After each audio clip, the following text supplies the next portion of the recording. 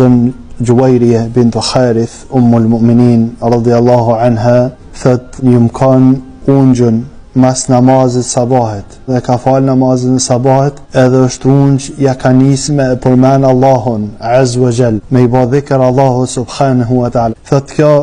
nane besimtarve jo ungjë edhe kur përmend Allahun azza wa jall edhe më ka pa Rasulullah alayhi salam kur është dal mas namazit sabahit edhe shku alayhi salam edhe është kthy mas është kry koha e namazit duha që është mas lindjes diellit është kthy Rasuli alayhi salam edhe ka pa njëjtën gjendje edhe i ka thënë a hala jemet në qatë gjendjen që të kom lan do më thënë të përmen Allahun azza wa jall ka thënë ummul mu'minin ka thënë kështu e met ja Rasulullah pej kur më ke lan jam të përmen Allahun azza wa jall nga që ka thënë Rasuli alayhi salam edhe maj men këto fjalë me lejen Allahut azza wa jall i ka thënë Rasuli alayhi salam mas jam dal prej teje i kom thënë 4 fjalë 3 herë në qofë se këto 4 fjalë të cilat i kom thënë në 3 herë i qet në kanar me krejta dhikër që e ke bati prej kohës sabahit deri në këtë kohën kur më kthyone në qofë se këto i qet në kanar këto 4 fjalë kanë me peshu maran. Tani ja ka kallzu Rasuli alayhi salam këto 4 fjalë dhe ka thënë kom thënë subhanallah adada khalqi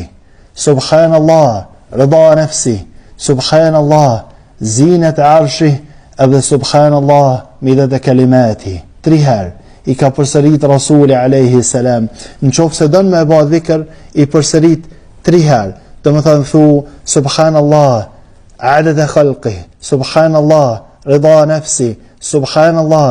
zinat arshi subhanallah midat kalimati 3 herë thu këtë dhikr në qofë se thu këta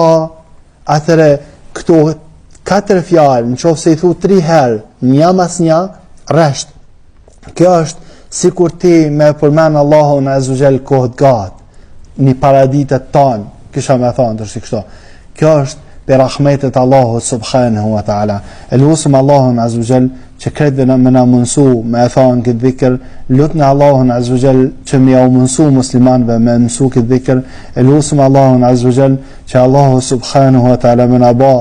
sebeb që me mësu njerëzve hajrin